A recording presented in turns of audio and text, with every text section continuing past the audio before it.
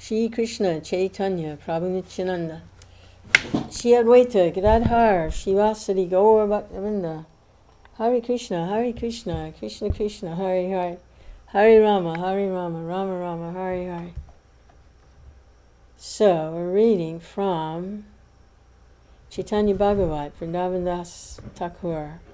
This is the Madhya-Khanda, chapter 25. And material world is filled with problems. Filled with problems. Material world. Sometimes life in the material seems to go along very smoothly. And then, oh my God, the situation comes and don't know how to deal with it. So there's no material solution. The solution is to be Krishna conscious. It's like sleeping, and there's a dream. It's like a nightmare. What is it? Tiger's chasing me. Oh my God, the tiger's coming. What's the solution? Wake up. And then you see, oh, there's no tiger. I was sleeping. It was an illusion. So this whole material existence is an illusion. Oh, that's just escapism. Yes, that is. That's the only solution, is to wake up from the illusion. And do that by hearing. Hearing about Krishna, Krishna's pastimes, his incarnations. And this is Chaitanya Lila. Most amazing incarnation of the Lord, only 500 years ago. So, offer my respectful obeisances to my spiritual master, A.C. Bhaktivedanta Swami Prabhupada, founder Acharya of the International Society for Krishna Consciousness. And this is chapter 25, description of a dead boy's explanation of the truth. Glory, glory to Lord Chaitanya, the master of all the worlds. Glory to Lord Chaitanya, supreme king of the Brahmins, the Vedas, the true religion, and the sannyasis.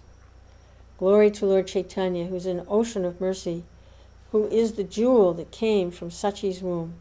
Glory to Lord Chaitanya, glory, glory to Lord Nityananda, glory, glory to Lord Chaitanya and his devotees. Anyone who hears these topics of Lord Chaitanya will attain pure devotional service. The stories in the Madhya-Khanda are a great treasure house of the nectar of pure devotional service. Lord Chaitanya, who is the life of all, enjoyed pastimes in Navadvip. Lord Chaitanya performed Hari Sankirtan without stop. At every moment he revealed his powers and opulences. Overwhelmed by chanting his own holy name, Lord Chaitanya danced, and roaring, he loudly laughed. Always wild by tasting the nectar of ecstatic love, he rolled on the ground. In this way the limbs that the demigod Brahma bows down before became covered with dust. The Lord's ecstasy had no end. Filling their eyes, the fortunate devotees gazed at him. When he was in external consciousness, the Lord would sit with his associates. On some days he would enjoy pastimes in the Ganga's waters. On other days he would dance and sit in the courtyard. He and the devotees would then bathe in the house. When the Lord was dancing in ecstasy, a fortunate maidservant named Dukhi, which means sad, would fetch the water. For a moment she would see the Lord dance with tears in his eyes, and then again and again she would bring more and more water from the Ganga. Seeing the rows of water pots in the four directions, Lord Chaitanya became very pleased. Lord Chaitanya asked Srivas, "Who brings the Ganga water every day?" Srivas replied, "Lord, Dukhi brings it." And Lord Chaitanya said, "Everyone should call her Sukhi," which means happy. "The name Dukhi is not right for such a person. In my heart, she's always Sukhi." Hearing these merciful words from the Lord's graceful mouth, the devotees wept with love and joy. Thus, by the Lord's order, everyone called her Sukhi. Srivas no longer thought her a maidservant in any way. By loving devotional service, one attains Lord Krishna. Simply by shaving one's head, one will not escape the punishments offered by Yamaraj. One's beauty, wealth, material learning, noble family do not please Lord Krishna. Lord Krishna is pleased when a devotee worships him with love. The truth which the Vedas and Srimad Bhagavatam teach, Lord Chaitanya openly showed, so all could see it with their own eyes. Persons proud for no good reason cannot see the great mercy Lord Chaitanya gave to the maidservant named Duki. How can I glorify the good fortune of Srivas, whose servants and maidservants are fortunate without limit? One day, as Srivas and the other devotees happily performed kirtan, Lord Chaitanya danced in Srivas's house. By divine arrangement, Srivas's son died of a disease, went to the spiritual world and saw Lord Narayan. Then, as Lord Chaitanya danced in ecstasy, weeping suddenly arose in Srivas' home. Hurrying to the room, Srivas saw that his son was now living in the spiritual world. Srivas, a very grave and learned devotee, instructed the ladies who were his relatives, "You all know the glories of Lord Krishna. Everyone stop crying. Be peaceful at heart." By once, at the last moment, hearing Lord Krishna's name, even a great sinner goes to Lord Krishna's abode. The Supreme Personality of Godhead is personally dancing here. Brahma and the demigods are his servants. They sing his glories. If someone dies at this moment, why should anyone lament for him? Now my son has attained great auspiciousness. I know that he has attained the goal of life. If you cannot stop these material emotions, then keep your weeping in your hearts and weep later. No one said anything about this, for then the Lord's joy in dancing will break.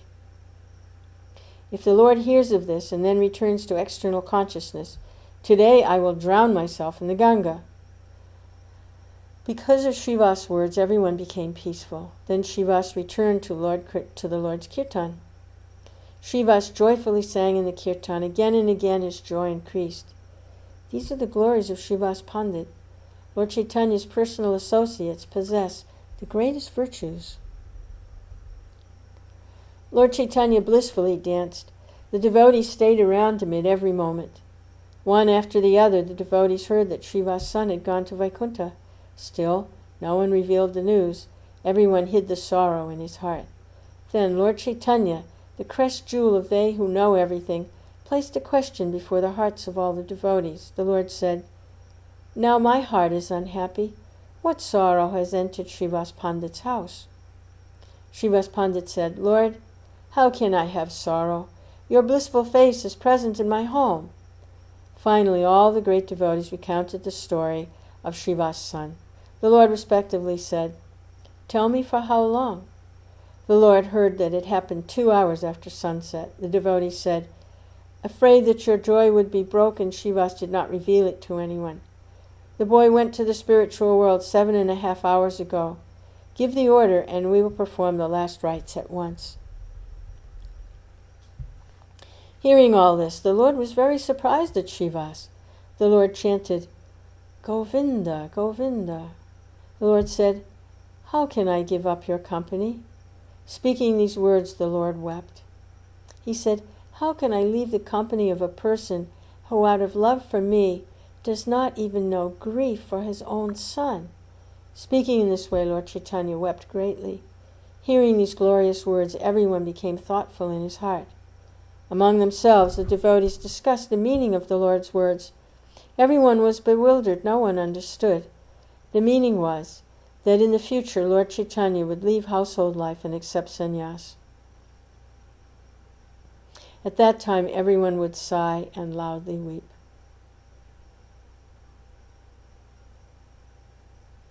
Seeing that the Lord had become peaceful, the devotees went to the boy to perform the last rites. Lord Chaitanya said to the dead boy, "Why did you leave Srivas's house?" The boy replied, Lord, you control my destiny. Who has the power to act against your will? Hearing the dead boy reply in this way to the Lord's question, all the devotees became filled with wonder. The boy said, I've already experienced the days that were allotted for this body. That allotment's now ended. I cannot stop that end. Now I must go to the city of another body. I have no power to stop the destiny of this body. Please be merciful that I may not forget you. Who is anyone's father, O Lord? Who is anyone's son? Everyone experiences the results of his own karma. My auspicious days of staying in Srivas' home are now in the past. Now I will do something else. Now I will go to another's home.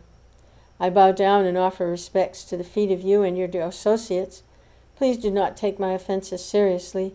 Now please give me permission to depart.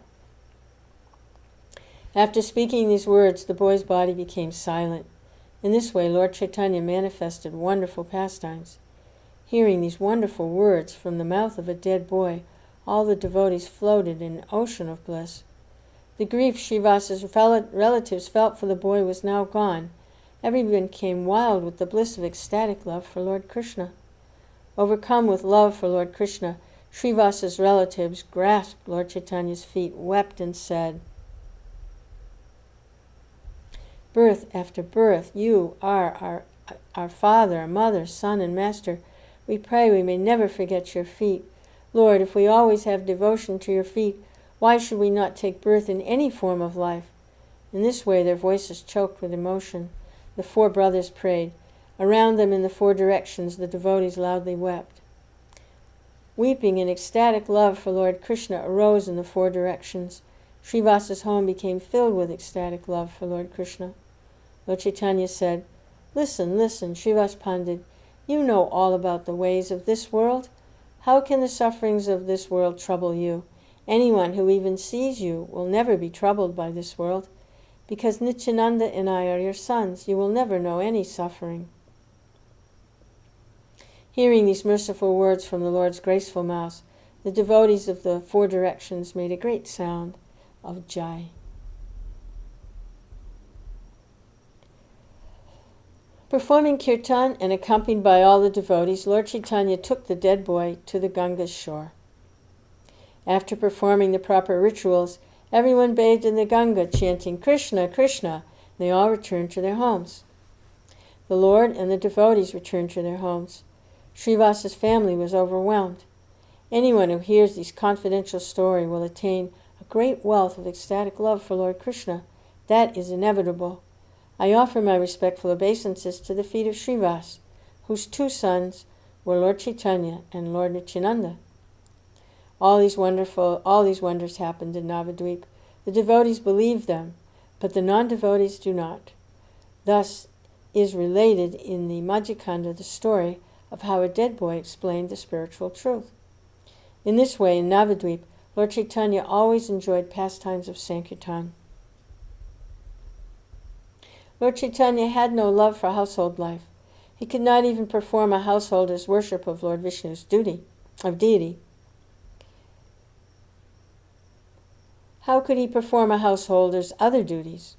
When he would bathe and then sit down to worship Lord Vishnu's deity, Lord Chaitanya's limbs and clothing were soon drenched with tears of love. Lord Chaitanya would then go outside, remove his clothes, put on new clothes, and then return to worship Lord Vishnu. Again his clothes became drenched with tears of bliss and love. Again he went outside and washed his body. In this way Lord Chaitanya changed his clothes again and again. Because he was overwhelmed with ecstatic love, he had not even a single sesame seed worth of power to worship Lord Vishnu's deity. Finally he said to Gadadhar, You please worship this deity of Lord Vishnu. I am not fortunate enough to worship him. In this way, in Navadvip, day and night, the king of Vaikuntha enjoyed pastimes of tasting the nectar of pure devotional service. The two moons, Sri Krishna Chaitanya and Sri Nityananda, are my life and soul. I, Vrndavana, sing the glories of their feet.